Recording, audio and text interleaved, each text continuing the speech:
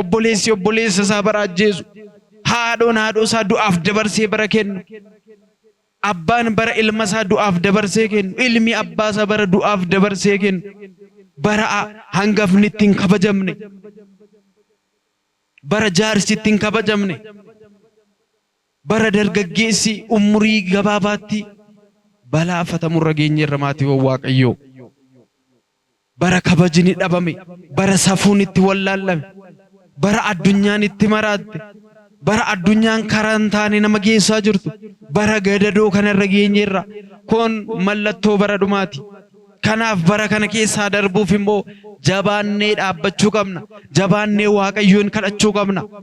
Mallattoolee arginu kanaan gara Waaqayyootti hiiqnee cubbuu keenya himannee, cubbuu keenyaaf gaabbii gallee, foonii fi dhiiga isaa fudhannee misirroo keenya Kiristoosin eeguu qabna jechaadha maatii Waaqayyoo. Faarfatichi Daawit dhufaatii isaa kana, dhufaatii isaa lammaffaa kana mul'ataan gaafa argu እግዚአብሔርስ ገሃደ ይመጽእ ወአምላኪነሂ ያረምም እሳትን ይድድ ቅድሜሁ Waaqayyo keenya ifaan ifa ni dhufa, hin callisu. Gooftaan keenya ni dhufa, Waaqni keenya ni dhufa, ibiddillee fuuldura isaatti ni boba'a jedha. Kanaaf maatii Waaqayyo koottaa ijoollee koo, addunyaan kun yeroo uumamte eegalee bakka isiniif qophaa'e, bakka gammachuu, bakka nagaan jiru, bakka beelli hin jirre, bakka dheebuun hin jirre koottaa ijoollee koo jedhee warra karaa mirgaa kanaa gara isaatti waama jechaadha. Maaliif beelaa beela baasaniiru, dheebotaa dheebuu baasaniiru, kan daaree uffisaniiru. Isaanis akkas jedhu, yaa Gooftaa, ati yoom mana keenya dhufte? Ati yoom gara keenya dhuftee nuti beela si baasne, dheebuu si baasne, yoom daartee si uwwisne, yoom mana keenya keessummaa taatee dhuftee si bushine jedhuun. Wantoota kana keessaa isa tokkoof waan gootaniif anaaf akka taasistaniitti jedhaan jechaadha. Dubbii jaalalaatiin isaanitti dubbate gara mootummaa isaatti. Mootummaa isaa isa dhuma hin qabne, mootummaa isaa isa darbinsa hin qabne, bakka ergamoota wajjin tokkummaan faarfatan, bakka nageenyi jiru, bakka beelli hin jirre, bakka dheebuun hin jirre, bakka abdii kutannaan hin jirre, bara baraan bakka itti gammadanii jiraatan itti isaan waama jechaadha. Maatii Kiristoos bakka kana akka jiraannu, yaa ijoollee koo koottaa akka nuun jedhu Waaqayyo keenya fedhaaf eeyyama isaa nuuf haa ta'u.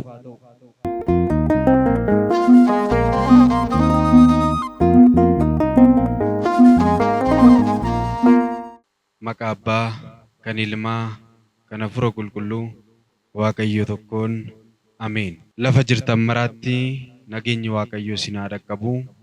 Hundumti keessan iyyuu abboonni koo luboonni, obboloonni koo daaqonoonni, barsiisonni wangeelaaf faarfattoonni, uummanni kiristaanaa bal'aa jecha sagalee Waaqayyoo kanaa dhageessan hundumti keessan iyyuu nageenyi koo, nageenyi Waaqa inni jiraataa lafa jirtanitti isin haa dhaqqabu.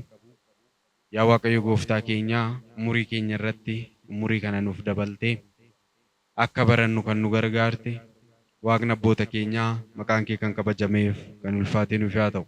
Araarsummaan ishii kan nurraa hin fagaanne, hirrinaa fi dhiphina gola namaa kan hubattu haadha keenya qulqulleettii Dubroo Maariyaamiif, akkasuma lafa deemnu hundatti kan nu eegan ergamoota Waaqayyoof, waa'eef cubbuuf badii keenyaa Waaqayyo fuuldura dhaabbatanii kan nuuf kadhatan qulqulloota wareegamtoota toloota abboota keenyaaf akkuma Waaqayyo Gooftaan keenya isaan kabajetti kabajni ulfinni isaaniif haa ta'u.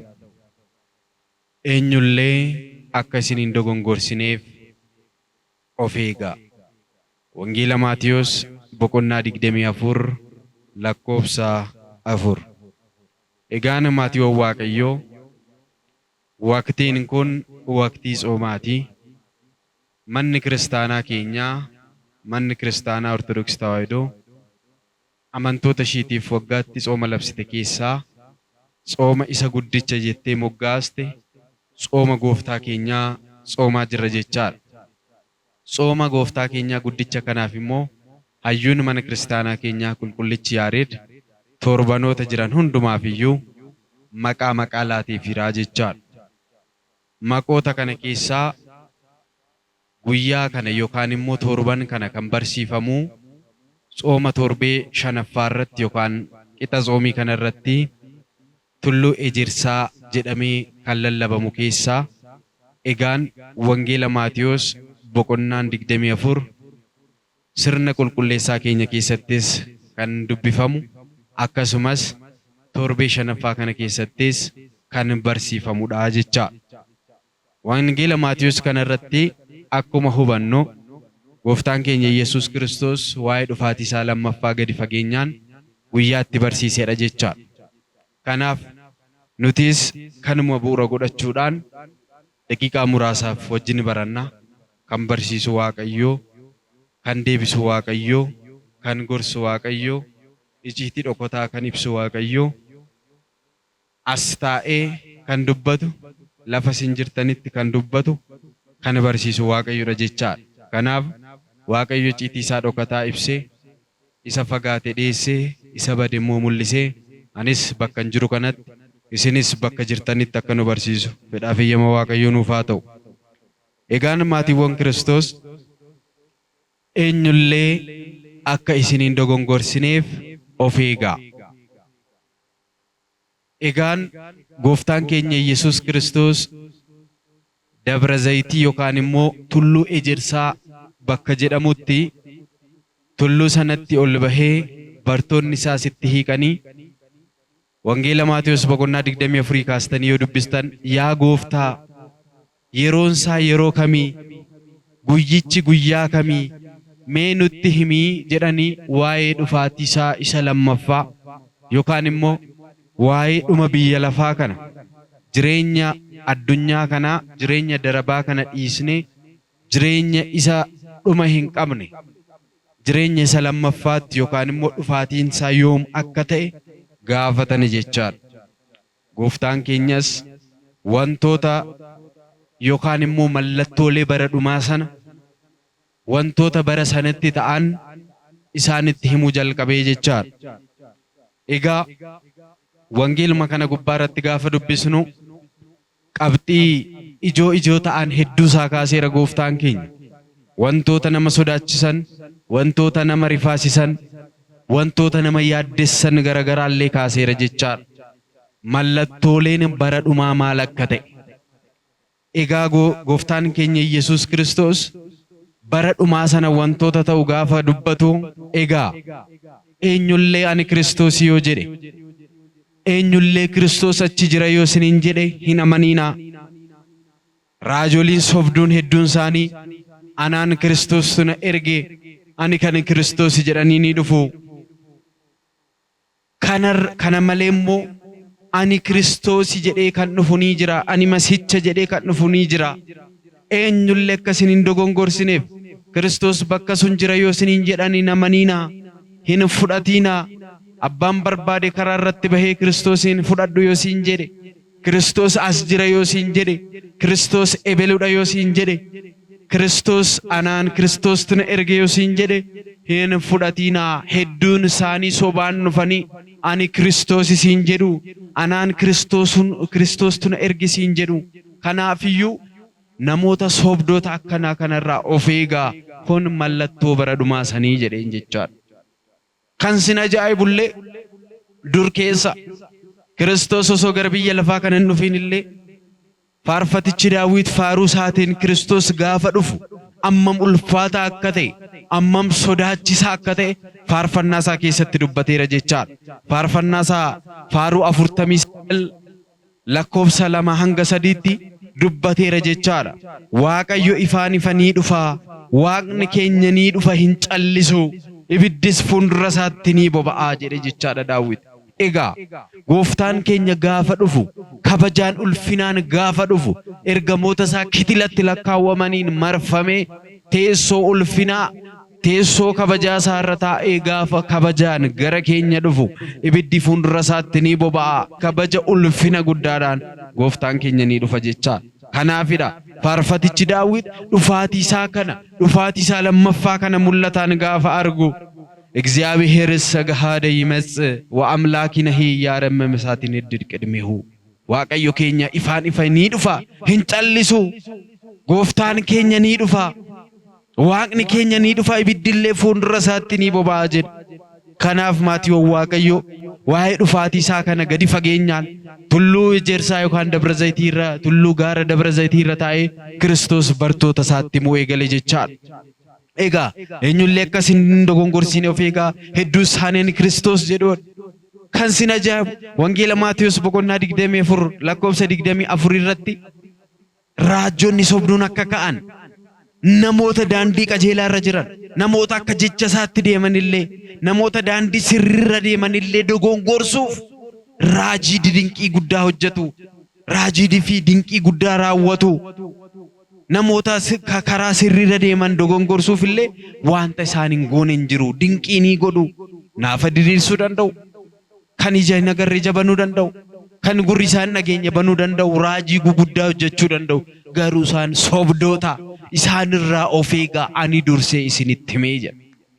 Hubadhaa maatii Kiristoos ani dursee isinitti himee jedha.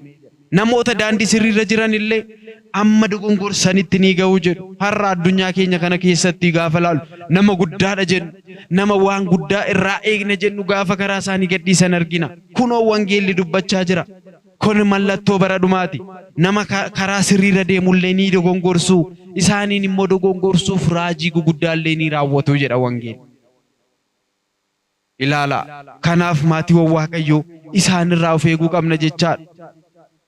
Wayyoo jedha warri hoosisan warri garaatti baatan barra sana isaaniif wayyoo baqannaan keessan gannaa fi sanbataan akka hin taane sirriitti kadhadhaa jedha. Barri sun bara hammaattuudha maatiiwwan Waaqayyoo. Namoonni tokko tokko waa'ee dhufaatii isaa lammaffaa kan waa'ee bara dhumaa kana gaafa laalu akka qoosaatti ilaala. Barri inni dhumaa dhufaatiin gooftaa keenyaa baay'ee ulfaatti maatii Kiristoos. Wantoota gara garaatu ta'a. Addunyaa keenya kana irratti har'a maaltu ta'aa jira? Kun mallattoo bara dhumaati.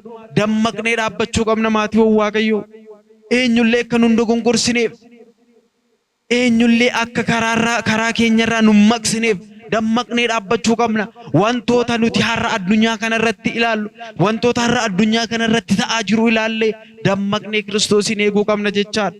Akka misirrootti qulqulloofnee isa eeguu qabna jechaadha. Ilaala addunyaa keenyaarra waraana beela godaansa mootummaa irratti ka'a. Beelli bakka garagaraatti ni ta'a.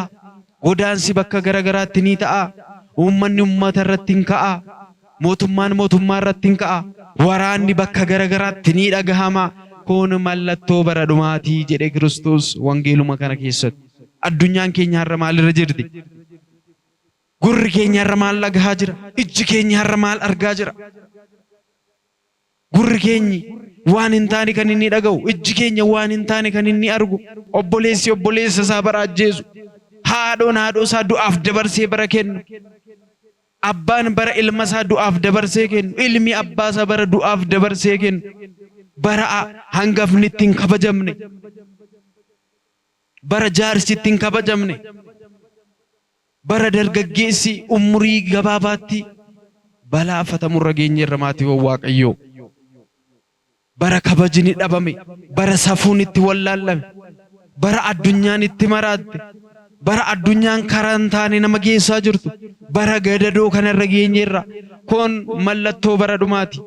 Kanaaf bara kana keessaa darbuuf immoo jabaannee dhaabbachuu qabna. Jabaannee Waaqayyoon kadhachuu qabna.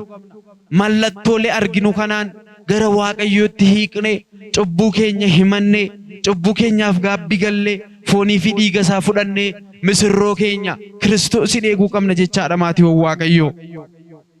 Akka qoosaatti ilaaluun qabnu. Yeroo inni dhufu baay'ee nama sodaachisa. Kiristoos gaafa dhufu akka kanaan duraanuuf waraanamuuf miti. Kiristoos kan inni dhufu akka duraa itti tufamuuf miti. Kiristoos kan inni dhufu Liixoostiraatti 666 garafamuuf miti. Kiristoos kan dhufu nuuf fannifamuuf rakkoof gidiraa garagaraa nuuf arguuf miti. Akka hojii keenyaatti, akka cubbuuf badii keenyaatti, akka gaarummaaf, akka nuti hojii hojjenneetti tokkoon tokkoo keenyaaf gatii nuuf kaffaluuf. Yoo gaarii hojjenne akka gaarummaa keenyaatti, yoo yaraa hojjenne akka yaraa keenyatti gatii nuuf kennuuf malee nuuf fannifamuuf rakkoo nuuf arguuf dinqii fi hojii garaagaraa biyya lafaatti raawwachaa ture hojjechuuf miti jecha. Qurxummii baay'isee biddeen baay'isee uummata sooruuf miti. Gabaan shan isa duukaa akka deemuuf miti. Isa ijji isaa nagarree jabanuuf naafa diriirsuuf isa gurri dhageenye banuuf osoo hin taane du'aa kaasuuf osoo hin taane murtii isa dhumaaf yoo gaarummaa hojjenne akka gaarummaa keenyatti isa faana akka jiraannuuf yoo hammeenya hojjenne bidda bara baraatti gatamne seetana wajjin akka jiraannuuf murtii dabarsuuf kan inni dhufu. Kanaaf iyyuu dhaabbannee of ilaaluu qabna maatii Kiristoos. Mallattooleen bara dhumaa ilaalamaa jira, gahaa jira, gaheera. Biyyi biyya irratti ka'a, mootummaa irratti ka'a, waraansi ni dhufa. Bakka garagaraatti kan dhageessan gaarii miti. Waa'ee waraanaa beelaa godaansaa dhageessu kun mallattoo bara dhumaati. Dammaqaa dhaabbadhaa. Eenyullee akkasiin hin dogongorsineef dammaqaa of eegaa. Ani Kiristoos jedhee ni dhufa. Kiristoosiin fudhadhu siin jedha. Kiristoos achi jira siin jedha. Kiristoos isa kanadha siin jedha. Eenyuyyuu akkasiin dogongorsineef cimii of eegi dhaabbadhu. Kun mallattoo bara dhumaatii jedha. Egaan maatii Waaqayyo Kiristoos kan dhufu murtiif jenneerra. Kiristoos kan dhufu akka gatii keenyaatti nuuf kaffaluuf jenneerra. Bara inni dhufu mallattooleen jiran immoo wangeela Maatiyos boqonnaa 24 kanarratti akkuma ilaalle raajonni sobduun kan baay'atan ani Kiristoos kan jedhu kan dhufu Kiristoosiin fudhadhu kan jedhan kan baay'atan waraansi godaansi beelli kan baay'atu walumaa galatti wantoonni gaariin taane kan itti baay'atanidha jechaadha. Addunyaa keenya nagartanii har'a saala jijjiirrachaa jirti. Inni dhiirri dubara ta'u malee jechaadha. Shamarri dhiira ta'u malee jechaa jirti. Qaama Waaqayyo nuuf laate irratti qaama biraa hojjetachaa jirra. Wantoota hin taane gaa'ila wal fakkaataa saala wal fakkaataa kan Waaqayyoon jaalanne Sadoomiif Gamooraan kan itti baay'ate. Addunyaa kana irratti ibiddi kan baay'atedha jechaadha. Kanaafuu nuti maal gochuu qabna? Akkamitti gara isaatti deebi'uu qabna maatii Kiristoos? Akkas jedhetti fufee Kiristoos wangeela Maatiyos boqonnaa 24 lakkoofsa 44 kaasnee dubbisne. Kanaafuu isin immoo qophaa'aatii eegaa. Ilmi namaa sa'aatii isin hin eegnetti dhufaatii. Ilaala gooftaan keenya gaafa dhufu akka hattuutti jechaadha. Hattuun sa'aatii akkanaan dhufa jettee miti kan namatti himtee dhuftu. Sa'aatii namni rafetti, sa'aatii namni hin eegnetti, sa'aatii nuti qophoofne hin jirretti dhufteeti hattuun kanattu. Kiristoosis akka hattuutti dhufa jechaadha. Sa'aatii kam, guyyaa kam, bara kam akka ta'e illee hin beeknu jechaadha. Kanaafuu ilmi namaa sa'aatiin inni itti dhufu hin beekamuuti. Qophaa'aatii eegaa. Ilma namaa kan jedhame Kiristoos. Sa'aatiin inni itti dhufu hin beeku. Qophoofne eeguu qabna jechaadha. Bara ittiin hammaattuudha.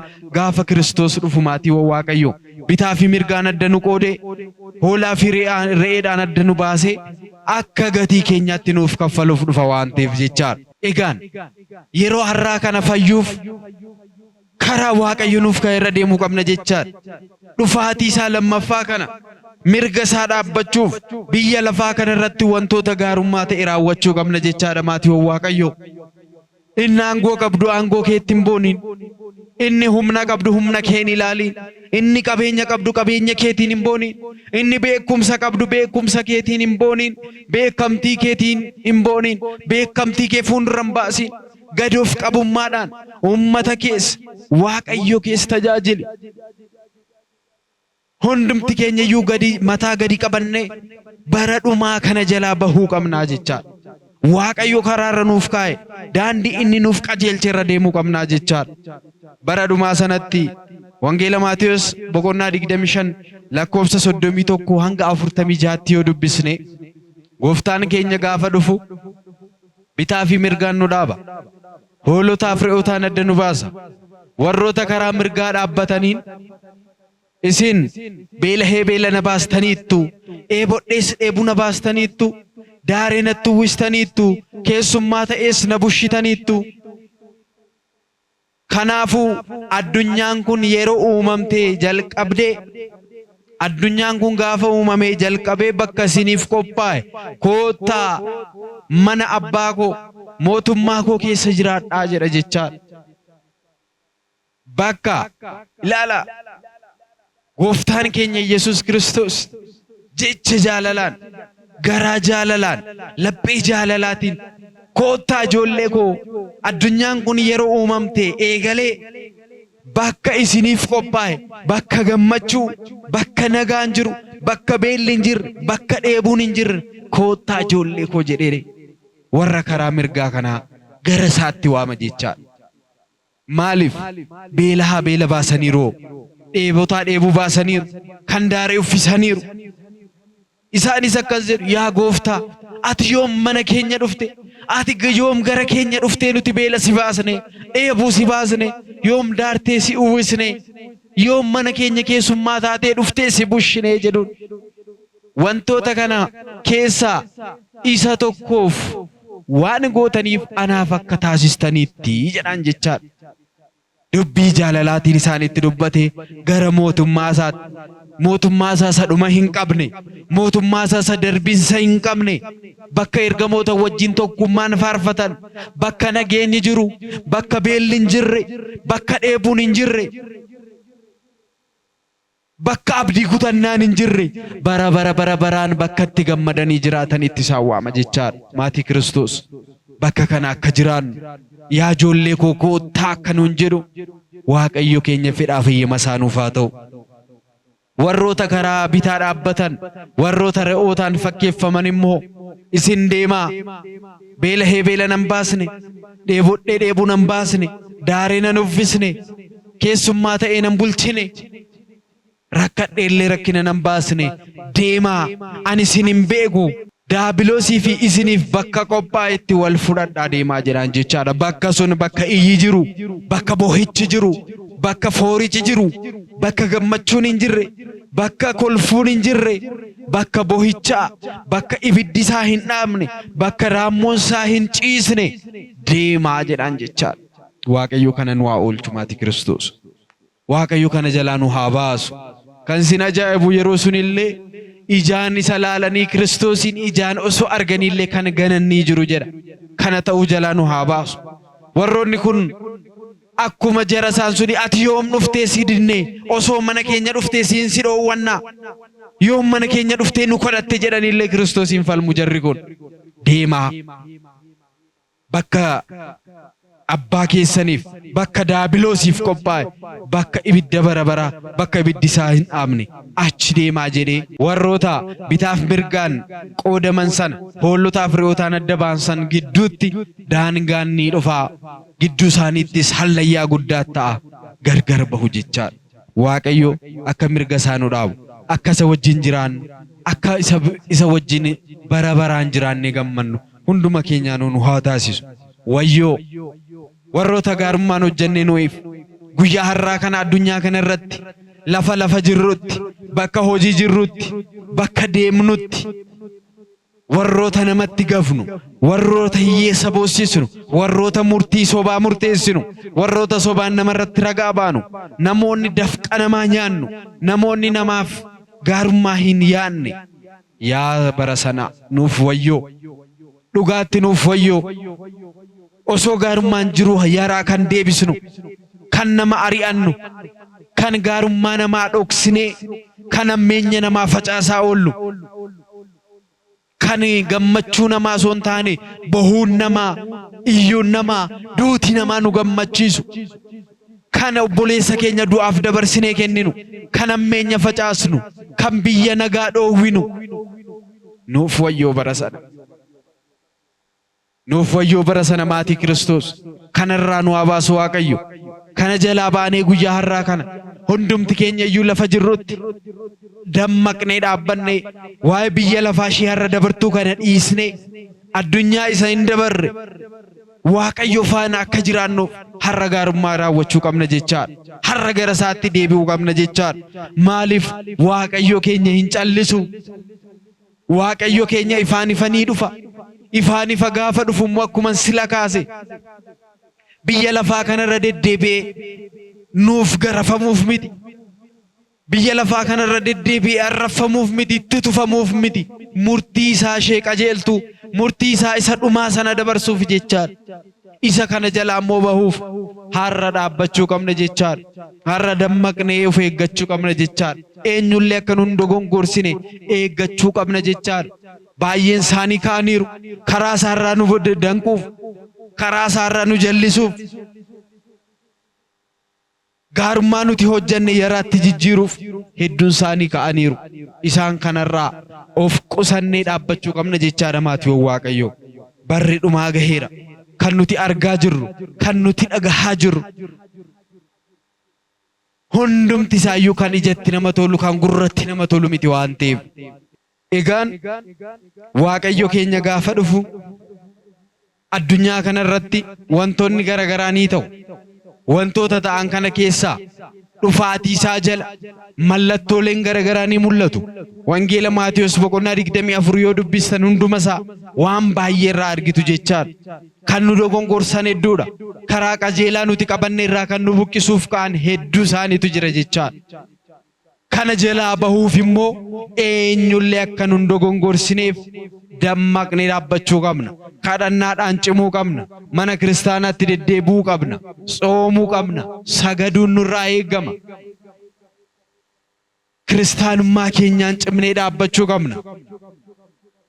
Namoota dhufan kana barri kun yookaan mallattoo bara dhumaa namoota ta'an kana jalaa ooluuf nuti har'a dammaqnee cimnee dhaabbachuu qabna jechaadha. Amantaadhaan dhaabbachuu qabna jechaadha. Amantii keenyaan jalaa bahuu qabna jechaadha maatiiwwan Waaqayyoo. Eenyullee akka nu hin dogongorsineef, eenyullee karaa qajeeltuu, karaa abboonni keenya nuuf kaahan akkuma raajichi Ermiyaas dubbate karaatti bahaa ilaalaa, karaan jalqabaa ishee kam akka taate adda baafadhaa, isheerras deemaa, jireenya keessaniif boqonnaa argattu akkuma jedhe. Jireenya keenyaaf boqonnaa argachuuf karaa qajeeltuu irra deemnu kanarraa kan nu dogongorsuuf, kan nu buqqisuuf Kiristoos as jira, Kiristoos achi jira, Kiristoosiin fudhadhu, Kiristoos akkasii warroota nuun jedhanii nu dogongorsuuf ka'an daandii qajeeltuu keenya irratti namoota gufuu ka'an kana jalaa bahuuf cimnee dhaabbachuu qabna jechaadha. Eenyullee akka nu hin dogongorsineef of eeggachuu qabna jechaadha. Fooniif dhiiga isaa fudhachuu qabna. Gaabbiitti dhihaachuu qabna. Jaalalaan jiraachuu qabna jechaadha. Wal jaalachuu, wal kabajuu, mana kiristaanaa keenya eeggachuun nurraa barbaachisa jechaadha. Nurraa eegama jechaadha maatiiwwan Waaqayyoo. Kanaaf eenyullee akka nu hin dogongorsineef amantii keenyaan cimnee mana kiristaanatti deddeebinee sagalee isaa dhageenyee gaabbii gallee akka mootummaa isaa dhaallu fooniif dhiiga isaa fudhannee gaafa deebi'ee dhufu Kiristoos yaa ijoollee koo koottaa mootummaa koo dhaalaa na wajjin jiraadhaa gammachuun jiraadhaa akka nuun jedhu fedhaa fi eeyyama isaa nuuf haa ta'u. Kanaaf Kiristoos ni dhufaa, Waaqni keenya ni dhufaa, nutis misirricha keenya simachuuf qulqulloofne akkuma dura kaase amantaa keenyaanis cimnee dhaabbannee eenyullee osoo nu hin dogongorsiin Kiristoosiif amanamne gonfoo ulfinaa inni nuuf qopheesse akka fudhannu inni nu haa gargaaru. Egaan arjummaa fi dhiifamni Waaqa keenyaa, araarsummaan dubroo Maariyaam, eegumsi ergamootaa, kadhannaan qulqullootaa, jaalalli duuka buutotaa hunduma keessan hunduma keenya faana haa ta'u. Waaqayyo gooftaan keenya tsooma gaarii nuuf haa taasisu, ifa du'aa ka'umsa isaa nutti haa agarsiisu. Lafa jirtan maraatti Waaqayyo si wajjin haa ta'u. Kan nu barsiise, kan nu gorse ilmi dubroo Maariyaam Kiristoos irra deebiin maqaa isaa kan kabajameef kan ulfaate nuuf haa ta'u. Galanni Waaqayyoof.